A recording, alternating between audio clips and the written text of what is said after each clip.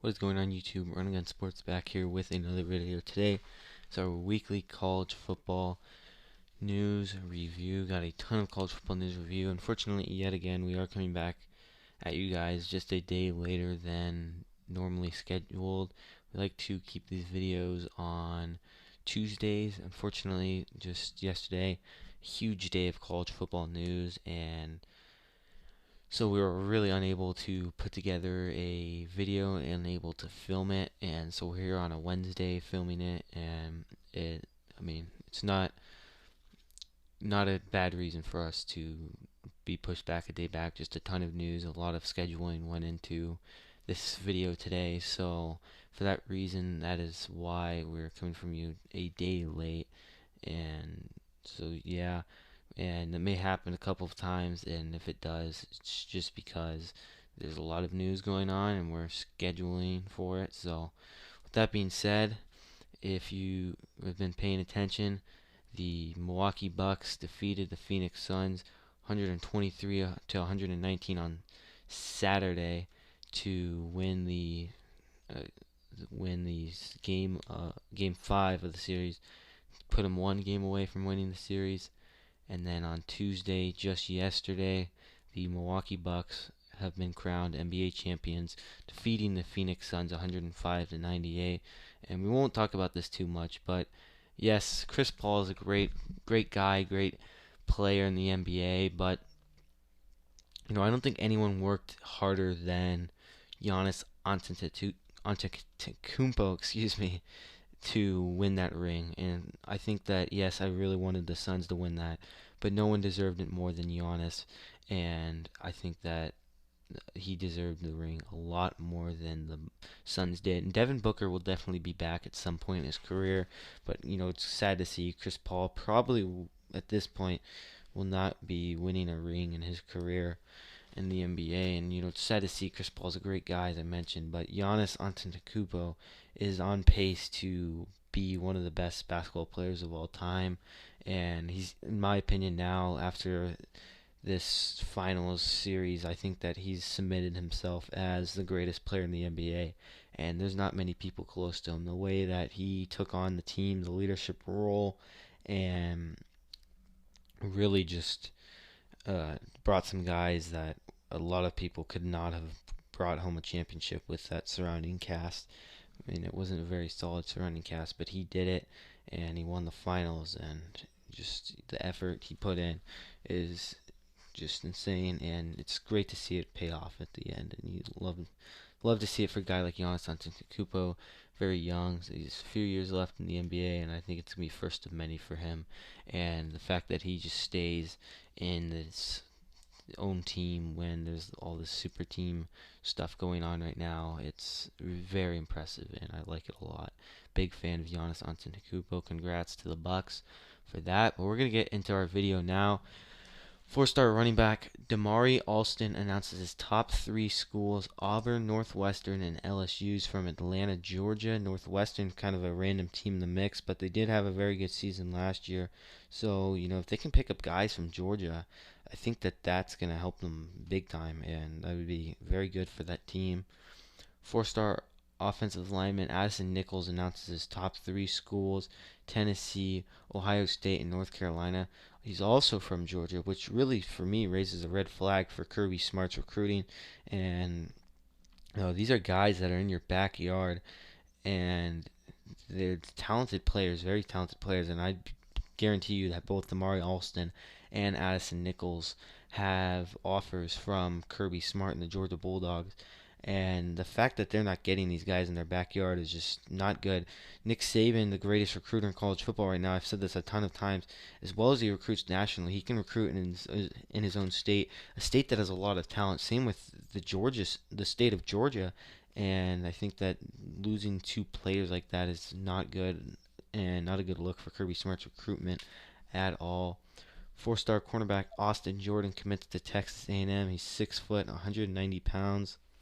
Four-star tight end Jaleel Skinner announces his top 5 schools: Alabama, Clemson, Texas, Florida State, Miami. 6 foot 5, 210 pounds. 5-star offensive lineman Alex Burkmeyer announces his commitment to Penn State. 4-star cornerback Benjamin Morrison commits to Notre Dame. 4-star linebacker Moses Walker commits to Rutgers. 4-star athlete Gunnar Givens commits to Virginia. 4-star offensive lineman from IMG Academy Tyler Booker commits to Alabama. And Nick Saban every year, it always seems like he has a offensive lineman who goes in the first round. And I think that Alex Leatherwood this year, Cam Robinson, and Ryan Kelly, a lot of those, just to name a couple, he's put together some great O-line, and I really think that Tyler Booker has the makings to become another first-round offensive lineman pick from the University of Alabama. Just they have an NFL caliber head coach, Doug Marrone, as their offensive lineman coach now, and I think that they're going to do very well next year, especially the offensive side of the ball. But with some great running backs, I think their run game is going to be very solid this year, and we're used to seeing Alabama have very good run games. This year they had a very solid pass game, but I think that their run game is going to be their strong suit this season coming up.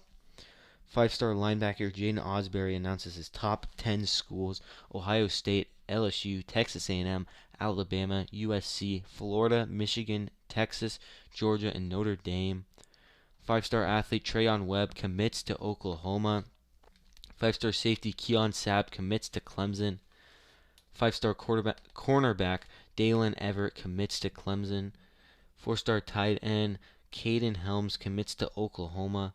4-star tight end Luke Hayes announces his top 8 schools: Texas, TCU, Arkansas, Oklahoma, Ohio State, LSU, Alabama, Oklahoma State, and Oklahoma State.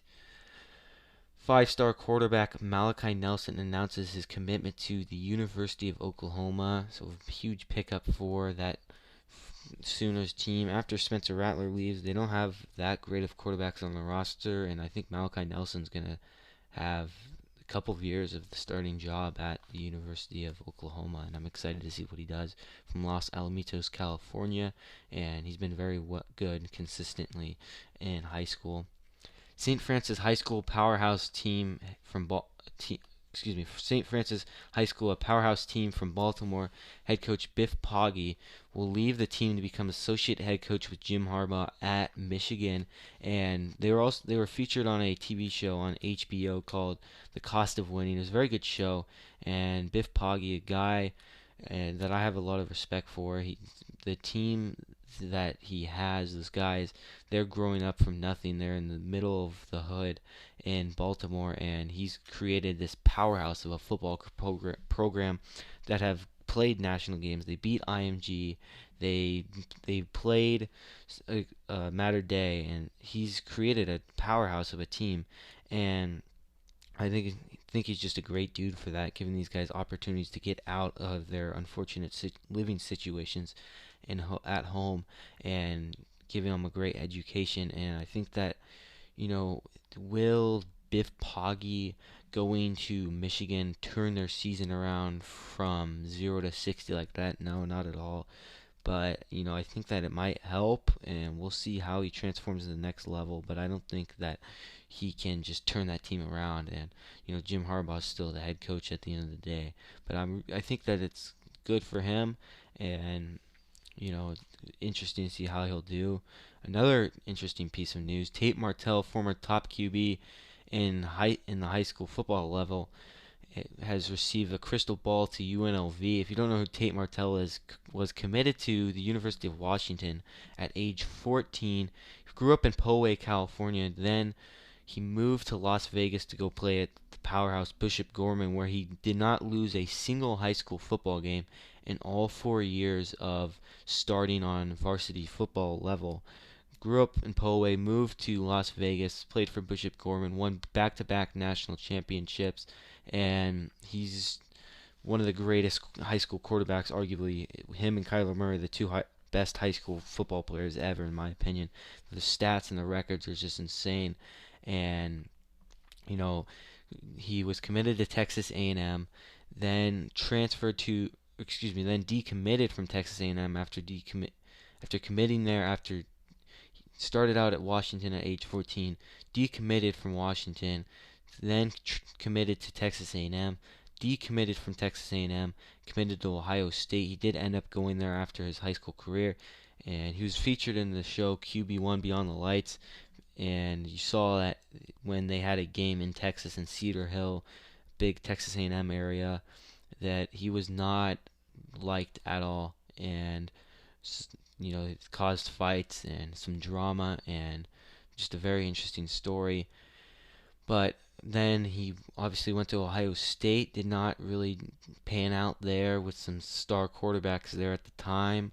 Then went to Miami and played a bit of receiver, then left the team and maybe to UNLV now. Who knows what's next for Tate Martell? But be very interesting. As I mentioned, watching the show, you could kind of tell he had an ego. Him and Spencer Rattler were probably the two best players on the season that they were in. Spencer Rattler was in season 3, and Tate Martell was in season 1.